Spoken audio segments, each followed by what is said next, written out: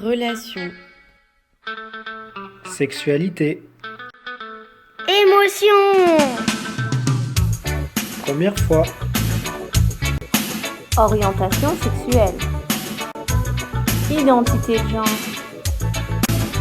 Amour. Violence. Confession. Violence. Famille. Sororité. Consentement. Plaisir. Bonjour, aujourd'hui, journée mondiale de l'orgasme. Nous allons parler, causer, plaisir, désir. Mais l'orgasme n'est pas une fin en soi. On peut aussi avoir du plaisir et que cela soit très agréable. L'orgasme est partout. Les magazines féminins le célèbrent et l'injonction sur la jouissance se multiplie. Cela peut entraîner des souffrances psychiques et des troubles sexuels. La journée mondiale de l'orgasme, aujourd'hui, est une belle occasion de dire stop au culte de l'orgasme à tout prix et de se réconcilier avec une sexualité épanouie et sans pression. Le plaisir est le processus menant à l'éjaculation et possiblement à l'orgasme pour les hommes.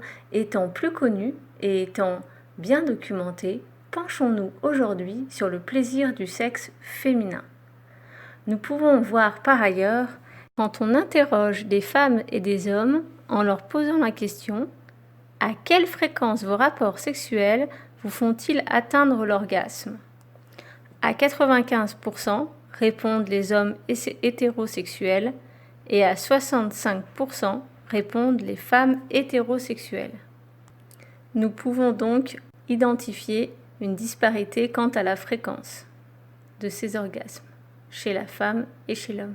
De plus encore, le plaisir féminin a souvent été réprimé tout au long de l'histoire. Nous allons le voir par la suite. Aujourd'hui, nous allons vous parler d'organes trop peu connus.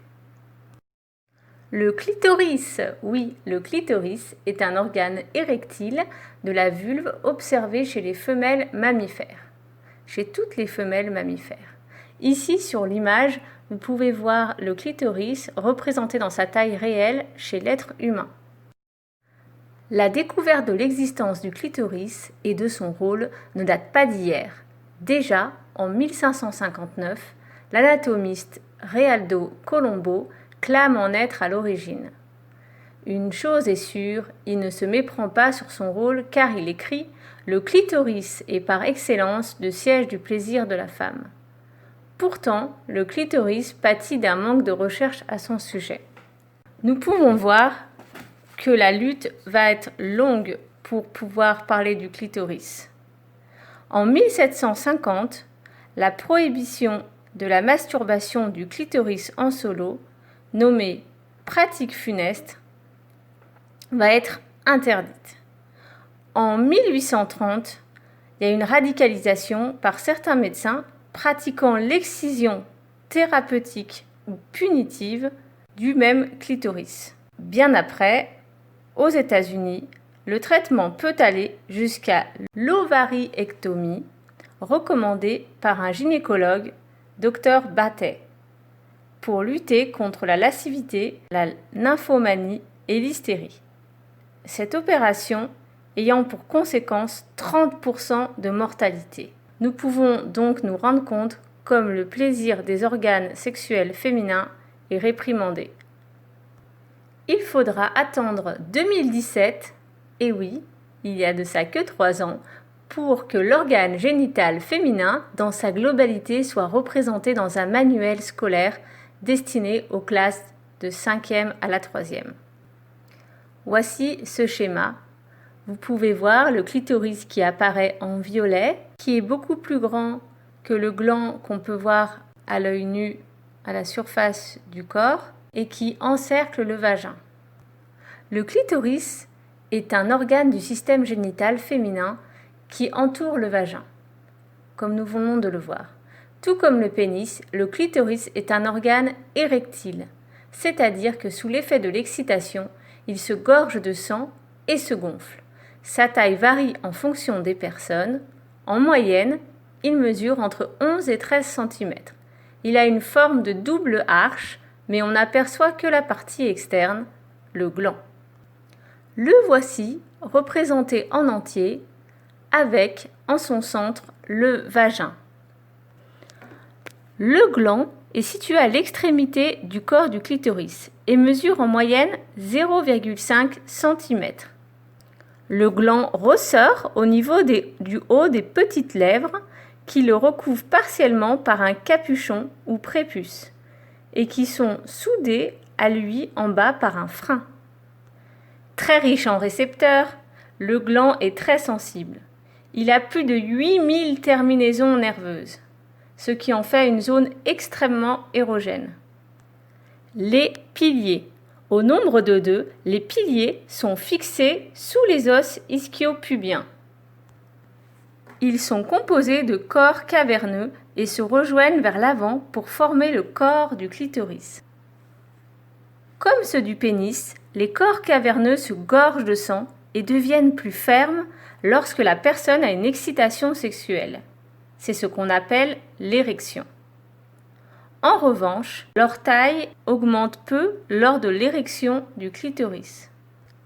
Le corps, formé par l'union des 2 corps caverneux qui composent les piliers, il se prolonge dans le même plan que ceux-ci avant de former un coude ou genou et se termine par le gland. Certains chercheurs affirment que lors de l'excitation sexuelle, le corps se redresse, le genou se déplie, d'autres au contraire pensent qu'il s'abaisse. Une chose est sûre, les corps caverneux se gonflent de sang et se raffermissent. Les bulbes, ils sont 2 également. Ils chevauchent l'orifice du vagin et l'urètre, l'urètre étant le conduit par lequel s'écoule l'urine. Ils sont composés de corps spongieux similaires à ceux du pénis, qui se gorgent aussi de sang durant l'excitation sexuelle. Ils sont reliés au corps du clitoris par l'intermédiaire d'un réseau de veines appelé le plexus de Cobelt. Voilà, nous avons fini avec la description entière du clitoris. Désolé pour tous ces noms qui vous écorchent les oreilles et ces mots techniques. Maintenant, parlons. Vous avez sûrement entendu parler d'orgasme clitoridien ou orgasme vaginal. Comme nous venons de le voir, l'orgasme est provoqué par le clitoris. Le clitoris encerclant le vagin, vous pouvez ressentir un orgasme lorsque vous êtes pénétré au niveau vaginal ou que vous insérez un sextoy ou vos doigts, car lors de ces pénétrations ou stimulations vaginales, le clitoris sera sollicité et excité. Nous allons maintenant parler d'un autre organe méconnu, les glandes de Bartholin. Ce sont 2 glandes de la taille d'un petit pois situées à l'arrière des grandes lèvres du vagin, de part et d'autre de celle-ci. Elles participent à la lubrification du vagin pendant les rapports sexuels en sécrétant un liquide incolore nommé cyprine, notre amie la cyprine. Et oui, car sans elle, la lubrification étant difficile. La lubrification est essentielle pour les rapports sans douleur ou pouvant mener à l'orgasme.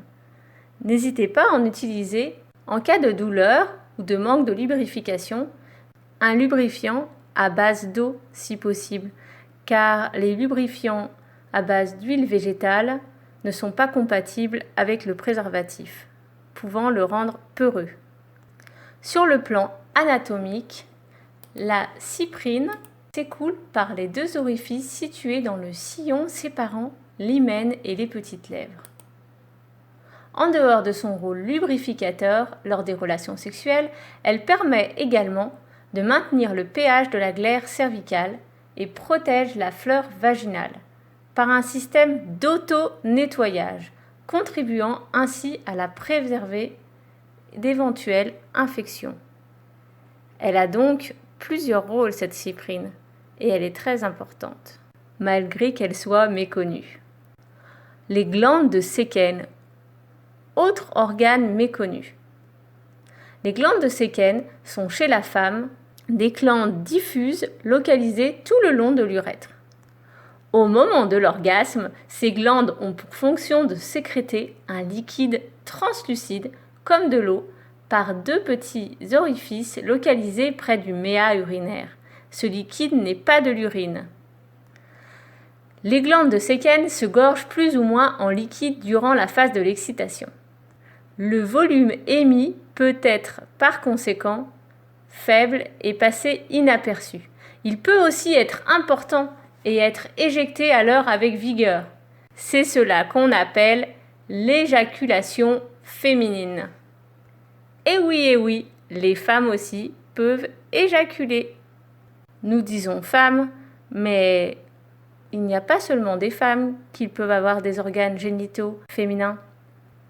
Les hommes trans peuvent aussi avoir des organes génitaux féminins et les personnes non binaires. Nous nous excusons d'ailleurs pour cette erreur dans le diaporama. Les glandes de Séquen sont en relation anatomique avec le point G et forment l'équivalent de la prostate pour l'homme. Voici un schéma plus global avec beaucoup trop de noms, bien sûr, pour être clair.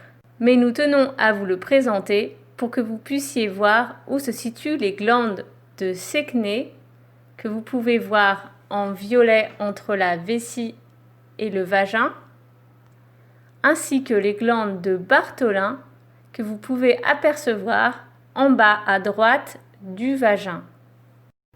Nous parlons plaisir, désir, orgasme, mais sans consentement, ce ne sont plus des rapports sexuels, car les rapports sexuels sont faits pour procurer un plaisir partagé.